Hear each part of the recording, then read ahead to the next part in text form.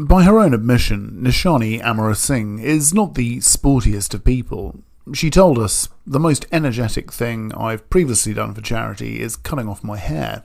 But she's just returned home from an epic fundraising challenge in aid of Glaucoma UK.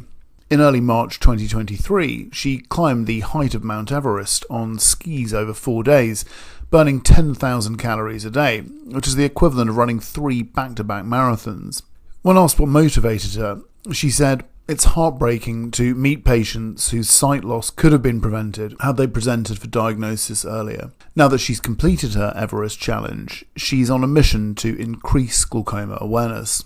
It's World Glaucoma Week, and this annual initiative brings health organisations and charities together to raise awareness of the disease. So, what is glaucoma? Well, it's a group of progressive eye conditions that occur when fluid inside the eye does not drain properly. This causes a build-up of pressure, which damages the optic nerve. As the optic nerve becomes damaged, vision is lost, usually starting around the edge of the field of vision or peripheral vision. There are no early symptoms of glaucoma, and up to 40% of the peripheral vision can be lost without the patient noticing. Although age is one of the biggest risk factors, the over 40s are more likely to develop the disease. It can affect anyone at any age. Ethnicity is also a critical risk factor. Research suggests that people with Afro-Caribbean heritage have an increased risk of primary open-angle glaucoma compared to those of European origin, and people of East Asian origin have an increased risk of developing primary angle closure glaucoma. Chun Young Tan was diagnosed with glaucoma in April 2022 when he was in his early 30s. Chun was not sure how the disease would affect him long term and was unsure about the future of his sight. However, now that his glaucoma is being managed well by treatment, he's turned his efforts to raising awareness of the disease amongst younger people and people in the East Asian community. Both Nishani and Chun want to encourage everyone to get an eye test every 2 years to know their eye health status. So Nishani, if we could start with you please, could you tell us a bit about your incredible Everest challenge? It was an amazing experience. So basically, I did Everest in the Alps, which is a ski touring endurance challenge. So I skied uphill, the equivalent of climbing Everest. So that's 8,848 meters over 4 days. And it was quite grueling. They were 12 to 15-hour days in temperatures as low as minus 20 degrees. So it was physically and mentally demanding, but it was worth it because the guides, the team and the views were amazing. And for me, it was for such a good cause. Raising awareness of glaucoma and money for Glaucoma UK definitely spurred me on. And I suppose as glaucoma can develop without symptoms, it's hugely important to raise awareness. Yeah, it's very important. Yes, so glaucoma affects the optic nerve, which is the nerve that carries the information from the eye to the brain so that we can see. Glaucoma affects this nerve, and therefore parts of the vision or the visual field are affected, and patients don't really notice that until it's quite late. So it is heartbreaking to see patients turn up to clinic with preventable blindness because they haven't been checked and diagnosed early enough. And if we do start the treatment early, people can live very well with glaucoma. Great answer. Thank you, Nishani. And who is affected by glaucoma?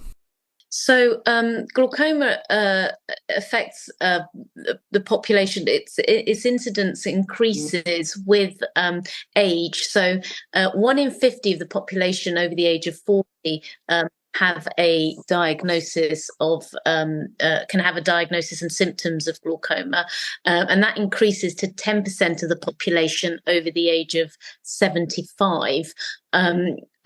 If you have a family history of glaucoma, then you're at more risk of getting glaucoma, and certain ethnicities are also at more risk of getting glaucoma. So if you have an Afro-Caribbean heritage, you're 4 times more likely to be at risk of glaucoma than the Caucasian population.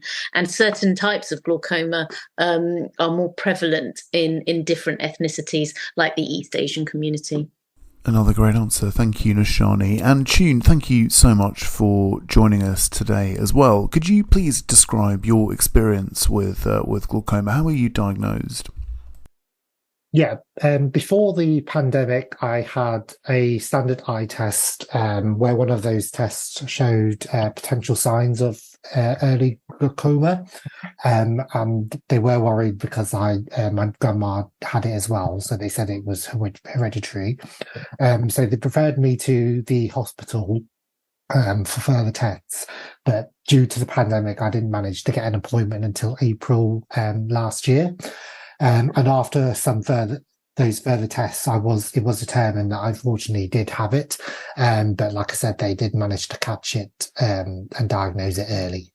Thanks so much, June. And could you please describe, in as much detail as you can, what day-to-day impact does glaucoma have on your life? Thankfully, not a lot. My vision hasn't deteriorated due to glaucoma, and it's remained quite steady so far. It's treatable with eye drops that I have to put in every night, and I get more regular eye tests and hospital appointments to check up on it. But apart from that, it's okay at the moment. So that's good at least. That's great, thank you, June. And Nishani, how is glaucoma treated, and also can it be cured? So, unfortunately, we don't have a cure for glaucoma at this moment in time. However, there's a lot of research going on looking for a cure. And however, we can treat it, therefore stop or slow its progression. And we treat it by lowering the intraocular pressure, so the pressure within the eye, to reduce the progression of the disease. So we treat it using drops. Majority of patients are on drops, and that can be a drop just once a day, so it's not too onerous on the patient's life. We can also use laser in the first instance to lower the pressure. And that negates patients needing drops, or they can be used in combination together. We also have surgical options as if the glaucoma progresses, and therefore there are lots of treatments to prevent the glaucoma from progressing.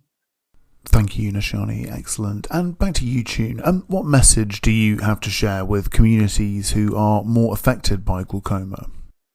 Yeah, I'm already a big advocate when it comes to the East and Southeast Asian community. So I really want to use my voice and story platform to make them more aware of the fact that East Asians are more at risk than other ethnic groups. And those that I've spoken to about it before didn't know much about glaucoma. And if they did, they thought it only affected older people, and they weren't aware of the fact that East Asians were more at risk. So I think it's really important to spread that awareness within that community, which is already underrepresented and not spoken about a lot. So I would say to anybody in general, but especially East Asians and also especially young people under the age of 40, that they should get their eyes tested more often and take care of their vision, and follow the advice given to them by their opticians, because it could really potentially save their sight, because a lot of people, young people especially, don't think they need to get their eyes tested a lot, but it could well help them. Fantastic answer. Thank you, Tune. And one more for you, Nishani. Where can listeners go for more information? Are there any online resources that you can recommend? Yes, so Glaucoma UK has an excellent website with lots of patient information leaflets about glaucoma and things associated with glaucoma. And that can be accessed on www.glaucoma.uk.